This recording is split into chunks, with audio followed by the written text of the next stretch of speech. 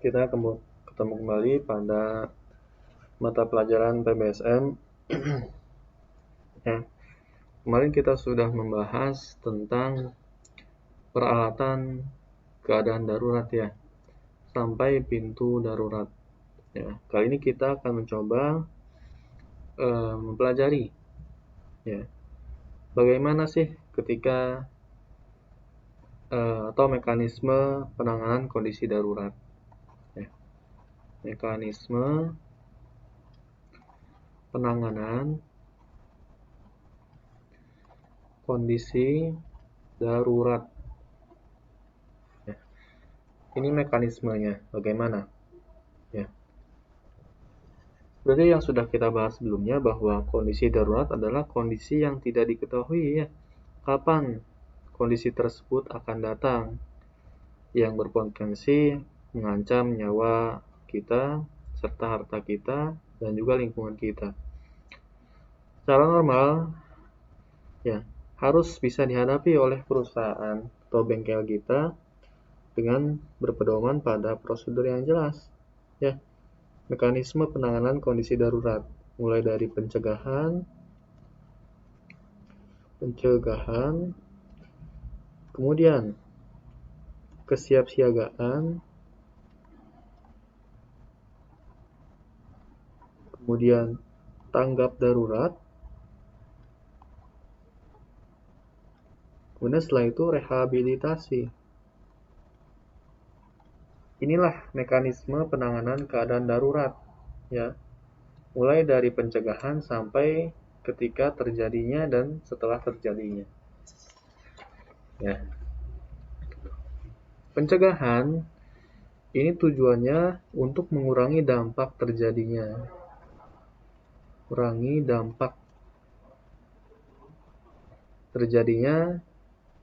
keadaan darurat ya, disebabkan oleh bencana atau kegagalan teknis atau huru-hara ya.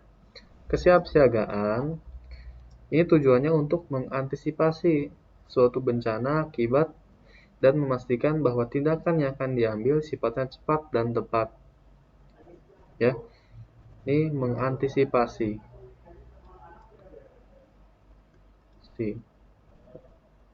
ya, mengambil tindakan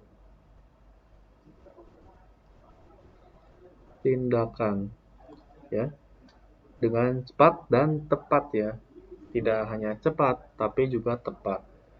Tuh. Kemudian tanggap darurat ya.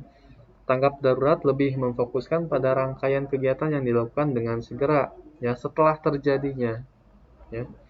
Tindakan setelah terjadinya ya, terjadi kondisi darurat ya.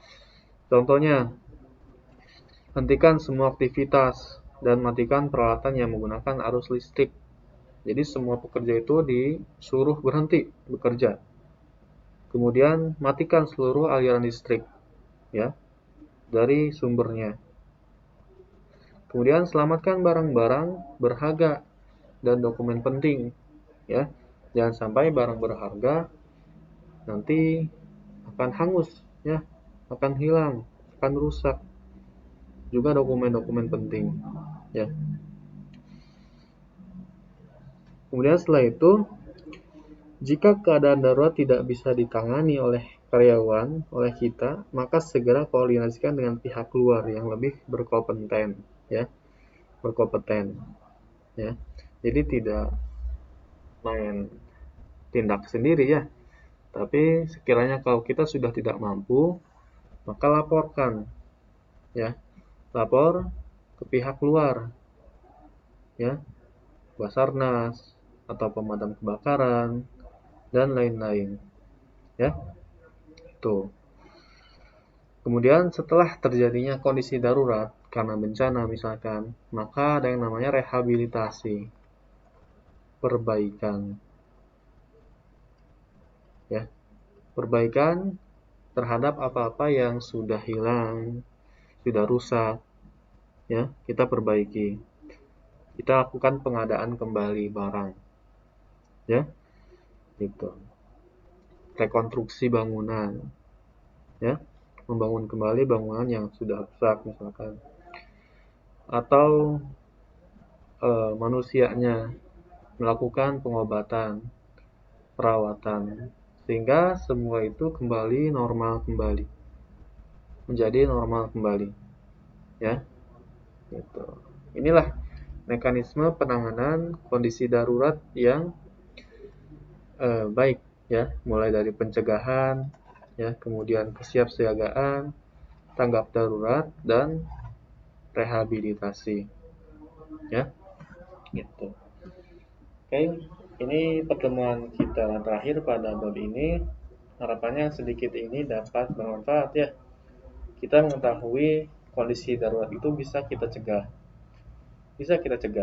ya. Kemudian ketika akan terjadinya kondisi darurat, kita sudah siap siaga. Yang misalkan akan terjadi banjir, kita sudah siap siaga yang mematikan aliran listrik pada gedung kita, ya, atau menyelamatkan barang-barang dokumen penting, ya.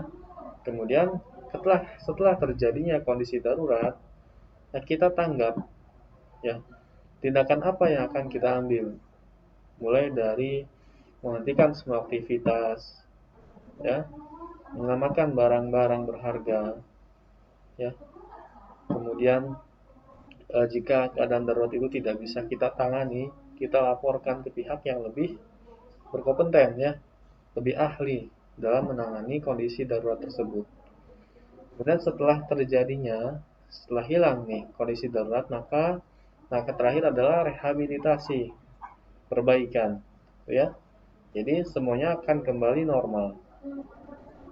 Mudah-mudahan dapat dipahami oleh kalian, ya, dan juga sebagai penambah wawasan bagi kita semua, ya. Kurang lebihnya mohon maaf. Assalamualaikum warahmatullahi wabarakatuh.